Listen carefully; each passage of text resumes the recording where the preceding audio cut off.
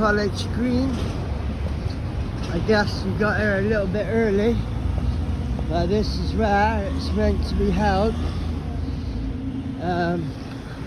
Up that hill is Bristol University, and my dad, he got his scholarship. He got a master's degree in English, and he had to bail me out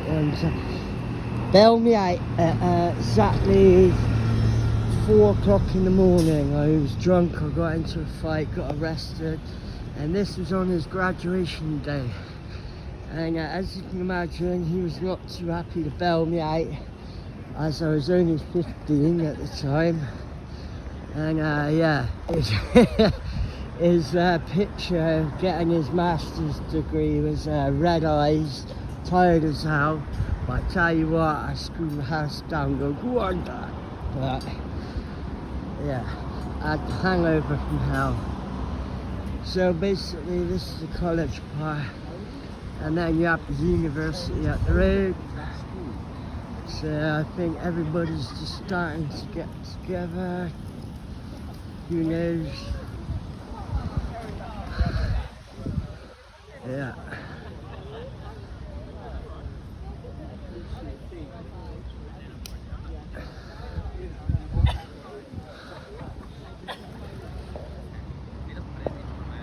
Lovely place there.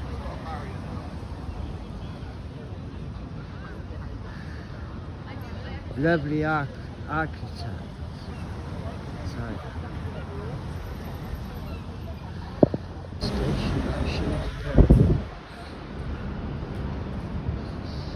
Bristol's like any other city. You've got some really lovely parts, you've got some ugly parts, and you've got some really good like community people, you know?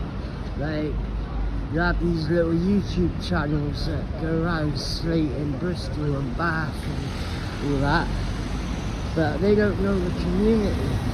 When times are hard like they are at the moment, people come together, and that's what's beautiful about the city. You know, everybody's got crime rates, everybody's got their, like, you know, the rich part, the poor part, but what really matters is when people come together, when they're one, when they're a unity. And Bristol's definitely got that, in the drug culture, in the city culture, and the work culture. And as a culture altogether, like, you see mixed race, you see like different cultures mixing together, which, you know, is a beautiful thing. It's a beautiful city. Yeah.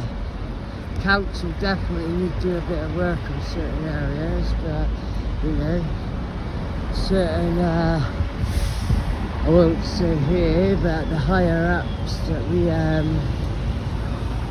vote for with all the money. So cities like Bristol and other cities miss out on the money, and they don't get cleaned up properly. Vote Labour. Never gets boring in Bristol, I tell you. There's some really amazing work being done here in Bristol, so please check out the stalls here to find out more about some local initiatives. If you haven't already, please do take a look at the Anyone's Child campaign, Transform Drug Policy Foundation, and please get involved. We need your support. Write to your MP, get involved, and we can change this. Thank you very much for coming.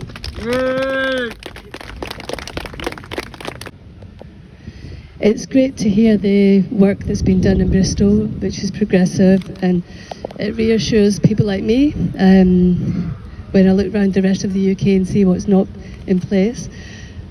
This, I say, is and was my daughter, my only child. Her name's Martha, and she was 15 years old when she took ecstasy and died within 3 hours from an accidental overdose, because what she took was 91% pure. Martha was a kid who didn't really take many risks. You know, she would take her friends up to the local family planning clinic. She would give her friends bottles of water and say, give me that in a half an hour. You know, she was looking on the Lancet for harm reduction information. And yet she died that day. So it wasn't her plan. But the shadow of Martha's death is an incredible motivator for me. And I keep trying to find ways to find meaning in my life, as all the families who join me today are doing. And that's why the Anyone Shall campaign takes up a lot of my thinking and a lot of my time. And in honouring Martha over the past 11 years since she died, there's not much that I'll get up for and go out and travel for, because I don't have the energy, to be honest. But this campaign, I will always do everything I can until we don't need to be doing this anymore. So as we know, 80 people die in the UK from a drug-related death currently. And I shudder now to think of those families and the journeys they've got ahead of them, like me, living beyond their worst fear having happened. And it's also very sad and frustrating to witness year by year the devastation and damage caused by the outdated policies that have been in place for more than 53 years now. Policies that do not protect the young and most vulnerable members of our society. Policies that fail to protect my little girl on that fateful July Saturday. But we will keep, as I've said, pushing in our campaign for progressive change and ensure that other families do not have to live in the shadows. All the families here have to be brave every single day of their lives, and it is now time for those in Westminster to make brave decisions on our behalf. Thank you for listening.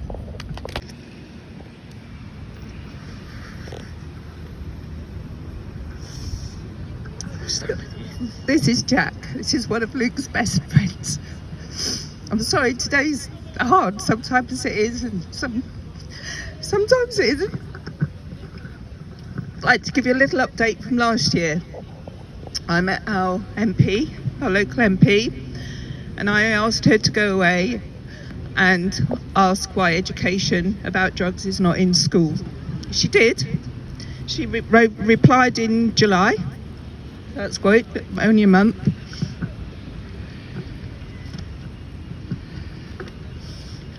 These are the words, just a few of the words that were used. Crack down on illegal activity.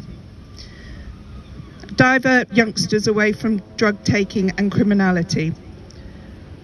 Youth intervention workers for higher risk students involved in, not in the same sentence, involved in dealing.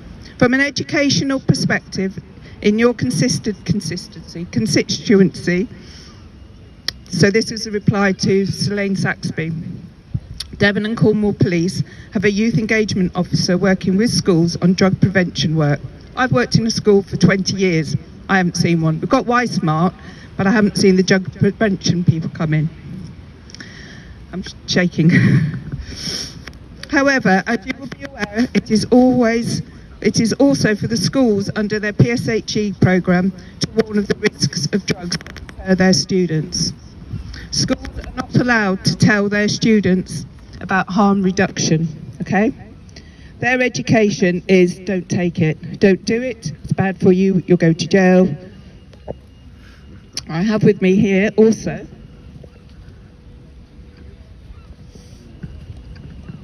this is from the youth offending officer who worked with the boys who supplied Luke with the drugs. It's quite lengthy, I'm not going to read it all, but I can't praise it either. I was the police worker with the Youth Justice Service, the team that would supervise the sentence of the two offenders. In the courtroom on that day, Claire and Esther did something I had not seen before. They asked that Luke's friends who had sold him drugs, the offenders, to be spared from going to prison. Esther wrote an amazing statement. Claire and Esther made statements pleading for the harm to stop that day, there and then. And they did so, the judge did. But knowing full well that our harm would not stop. This was in the summer of 2018. You're amazing.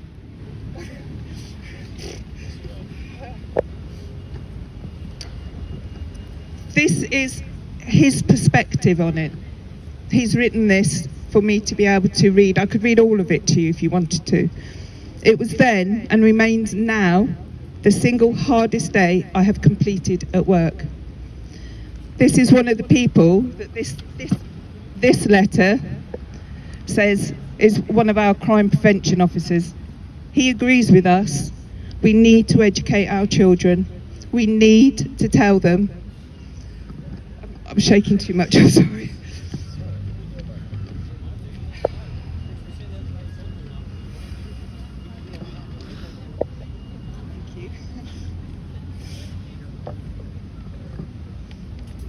So I scribbled this out last night and it's rubbish. So I'm not going to read it all. I might make it better for next year. Okay. The Misuse of Drugs Act in 1971. Luke died. I got this wrong last year, by the way. I couldn't do the maths, so I rang up one of our maths teachers, Mr. Clooney, and asked him to do the maths for me because I got it completely wrong last year. Luke died 46 years after the Misuse of Drugs Act. No, that can't be right. That's Leah Betts. I don't know. I'm sorry. I think... Sorry? I wonder if Luke's 42 years and Leah Betts was 46. I don't know. I'm sorry. And of course we've got Martha as well. These children... Luke was 16, Martha 15, 16, Leah Betts 14. These children died. These people died and they shouldn't have done. We need to go, we need to get the laws changed, and it is slowly changing. The laws aren't changing, but it's gaining more and more awareness, and activities like this. And lobbying Parliament, hopefully one day our children will be allowed to be taught. Start low, take it slow, crush, dab, wait. Phrases I'd never heard before. Maybe. But not in school. So this needs to be in school. Our children need to be safe. They need to be taught in school how to be safe. Thank you. Good afternoon, everybody. My name's Anna Smith and I'm the CEO of Bristol Drugs Project. We're not a campaigning organisation, but we feel very, very strongly about all of these issues because it takes a huge effort to be a campaigning organisation, and we provide services to people. I'm going to talk to you a bit about those, but I'm going to make a particular emphasis today in talking about stigma, because I know that stigma kills, and we are very passionate about challenging stigma at Bristol Drugs Project.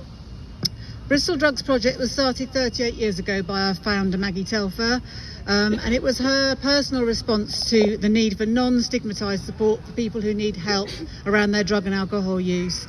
And we're proud that challenging stigma remains one of our key values.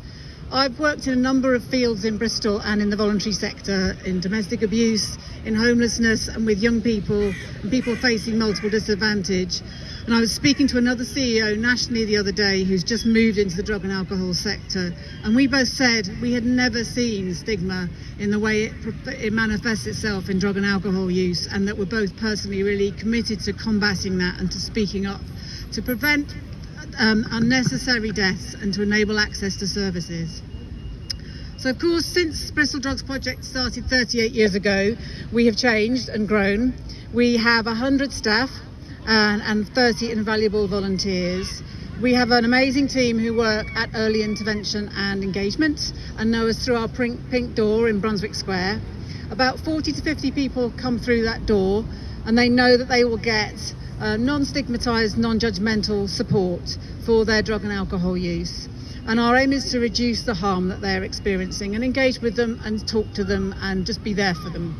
So they can get a hot drink, they can have fresh needles through our needle exchange, which was one of the first set up in the country. We run 3 wet clinics to engage people who are drinking dependently. I'm going to have to turn my paper over now. We've got a paramedic and a nurse on site because we know that some people don't have access to a GP or are not registered with a GP, so they can get any kind of support that they might need, including being taken to hospital if that's what they need there and then. We have club and festival outreach in the city, providing support and information through Love Saves the Day and Forwards and Sober Spaces events once a month, where people can come whether or not they need to be sober. They can accompany a friend to a space in the city. We have naloxone training every week on a Monday, which is free, and we know that that saves lives because it reverses the effects of an overdose. And I want to thank all the partners in the city who work alongside us and send staff to that training every week, so that we recognise it's a collective response in the city to the need to prevent unnecessary lives, people dying through overdose. And we have the Loop, which is a particularly edgy new service that we're very proud of, which is on this Saturday. So it's a once a month, judgment-free, confidential service offering to check drugs for people to reduce harm and put out public information about particularly strong drugs that might be out, or nitazines in drugs, so that along with our partners we can respond to that and help people by giving them information. Our amazing treatment team work with about 2,500 people a year in all the GP surgeries across the city, apart from one.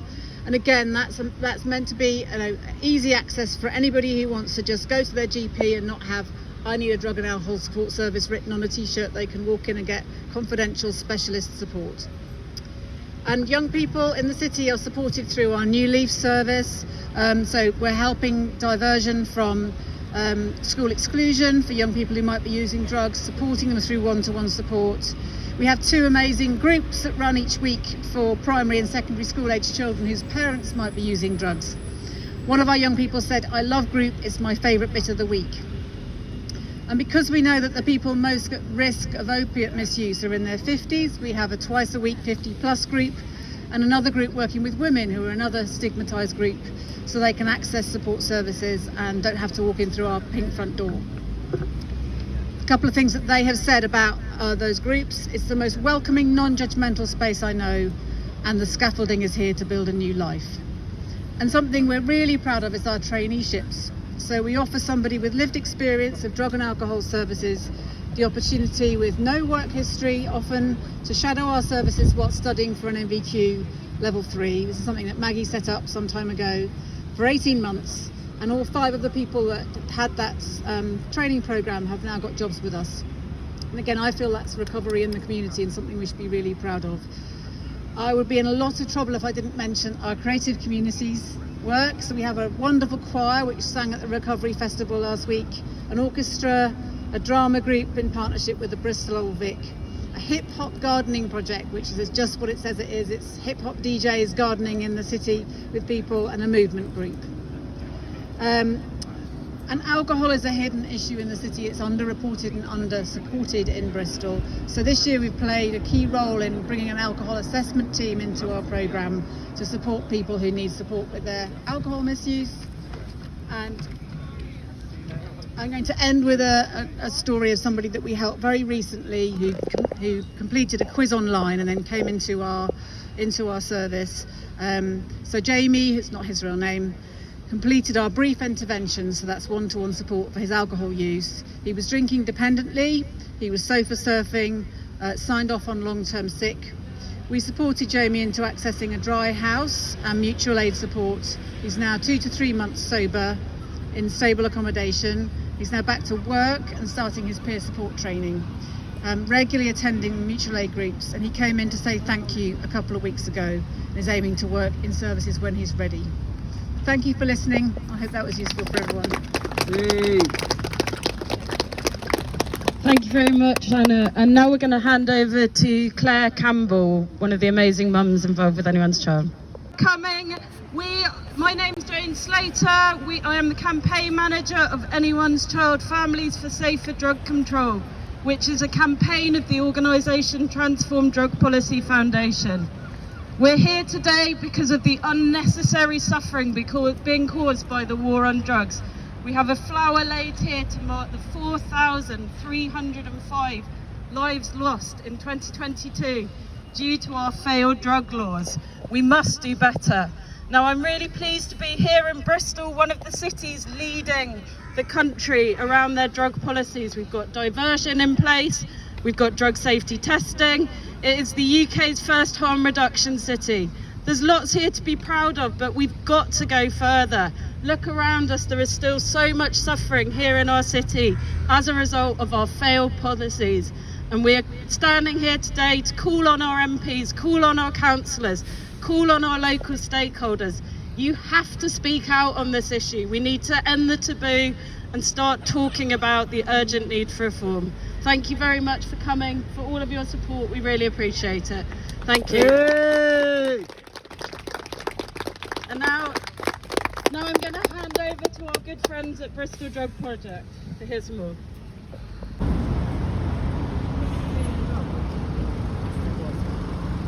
So here's the theatre. The water fountains are over there. They're not on at the moment, unfortunately. But if you ever want to go and see a good, proper play with people that are famous, come to the bathroom, Bristol area, not bathroom, sorry, Bristol, yeah. Right, so I've got to go up this hill. And College Green's there. So I will be back with you in a minute. Old Bridewell Police Station.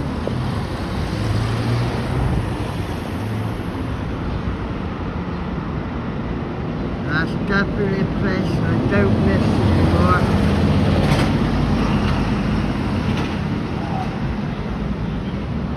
Yeah, there and the corpse down the road.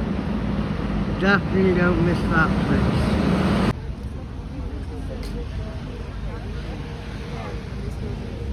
So these are, every lollipop represents someone who's lost their life to addiction. And there's boxes and boxes.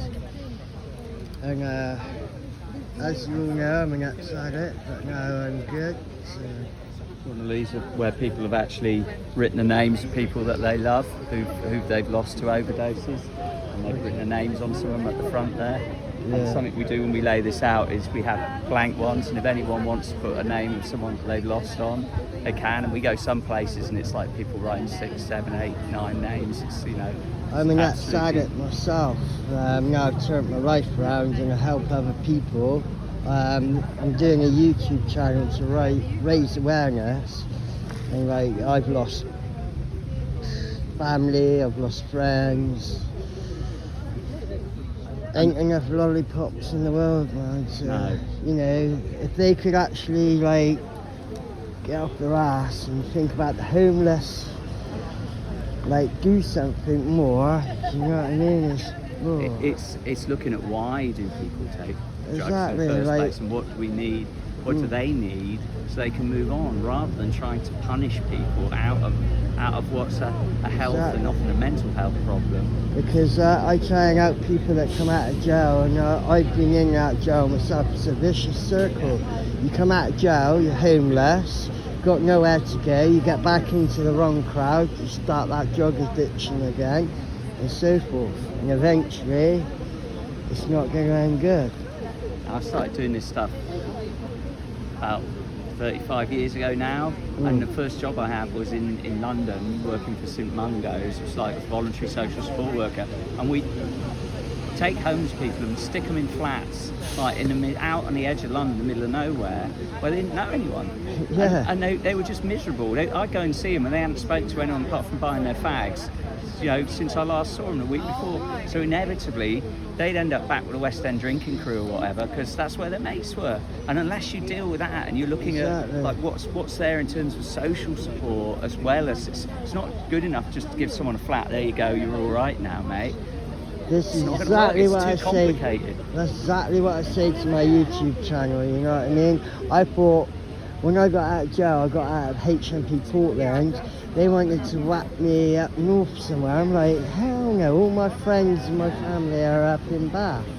I used to live in Bristol for a while, but yeah, long story. But I moved back to Bath. Now I'm married. I've changed my life around, but yeah, like.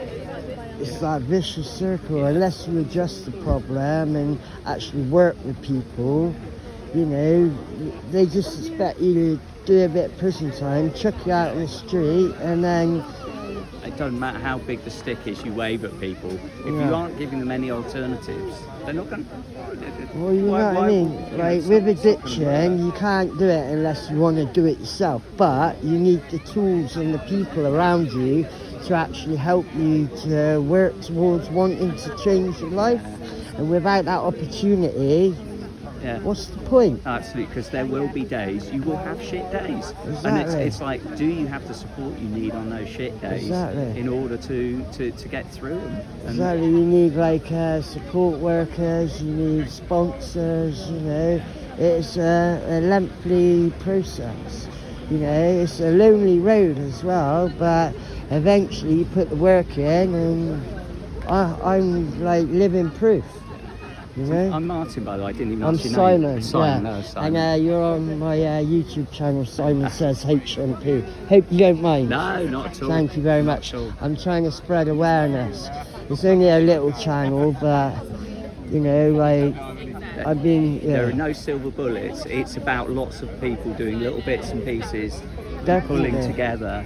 Well, do you know what? Little bits there, little bits there. Eventually, they're going to meet in the middle and become bigger. You know what I mean? And like until we get the awareness out there and show people what. Theory about this is based on some experience. And what would be good is to rather than have a very long thing like we should.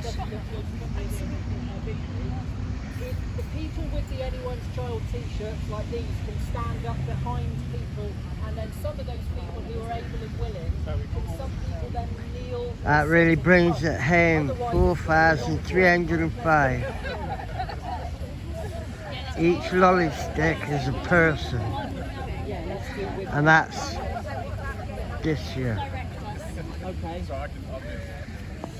Okay, that's great. And now can we get the people on the right side to move in as much as you can? And please don't hide. If your face is behind somebody's head, I can't. The camera's